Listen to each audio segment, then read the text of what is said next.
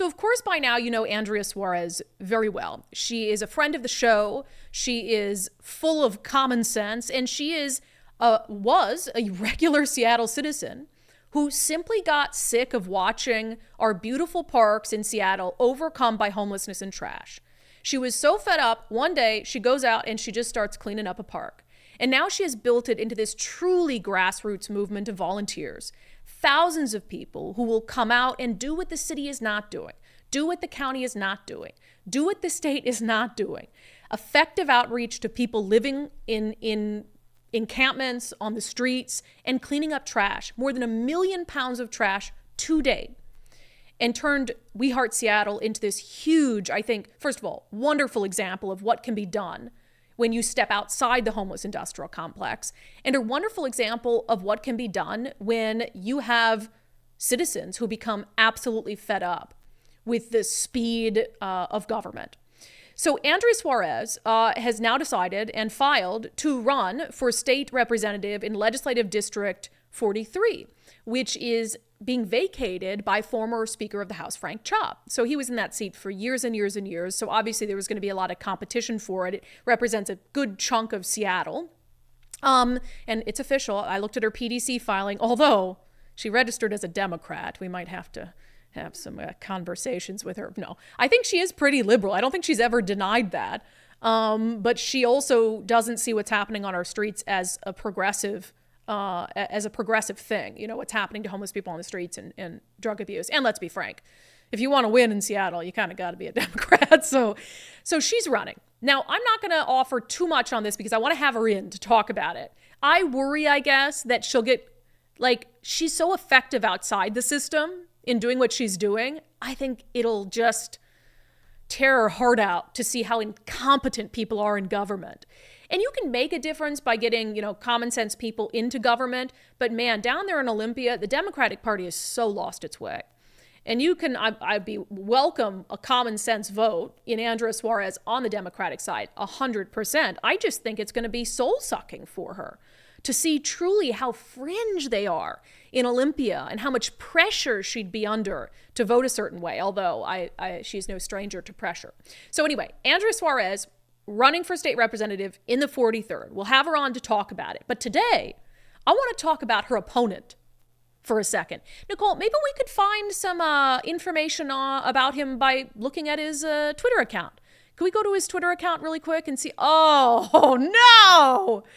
Oh, bummer, I'm blocked. Yeah, just looked the other day. Sean Scott, who is also running, he's a socialist, let's be very clear, but he's going to pretend to be a Democrat. I think, Nicole, you might have to Google this.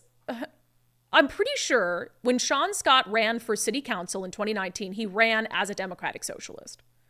I believe that's the case. We'll double check. So Sean Scott, that's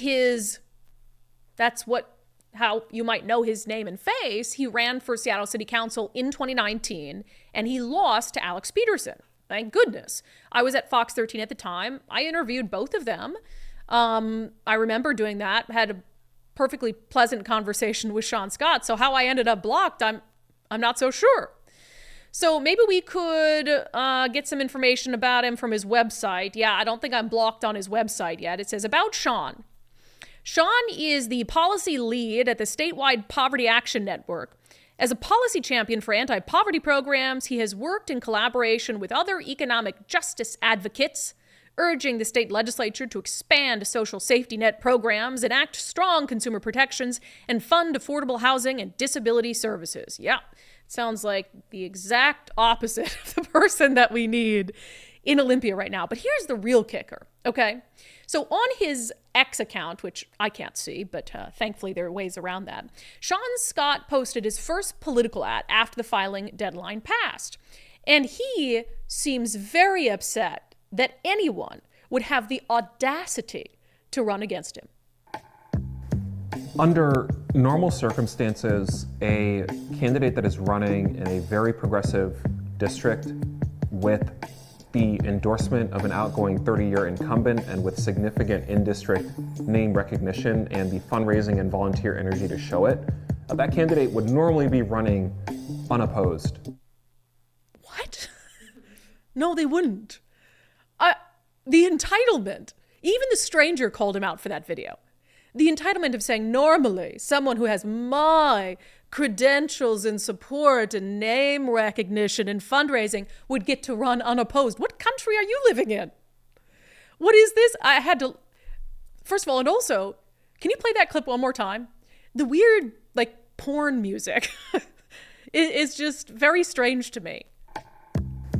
Under normal circumstances, not that I've ever watched candidate that is porn, running but in a I very imagine. progressive district with the endorsement of an outgoing 30-year incumbent and with significant in-district name recognition and the fundraising and volunteer energy to show it, that candidate would normally be running unopposed. Like, this is crazy stuff. The narcissism, and again, this is someone who's only ever lost.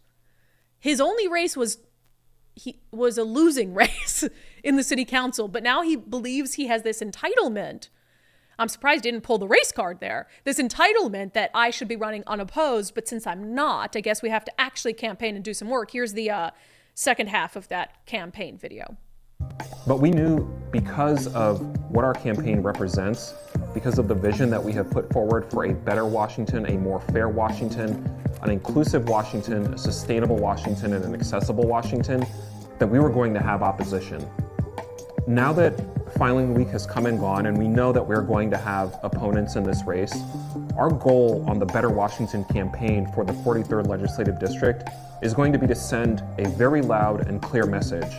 And that message is that the people of Fremont, of Capitol Hill, of Wallingford, the University District, Eastlake, Montlake, Belltown, First Hill, downtown Seattle are all in for a better Washington. Great. So here's the choice in this race then. You have a choice between a narcissist who thinks he deserves to run unopposed and a woman who spends every waking hour out helping people in need, quite literally getting her hands dirty.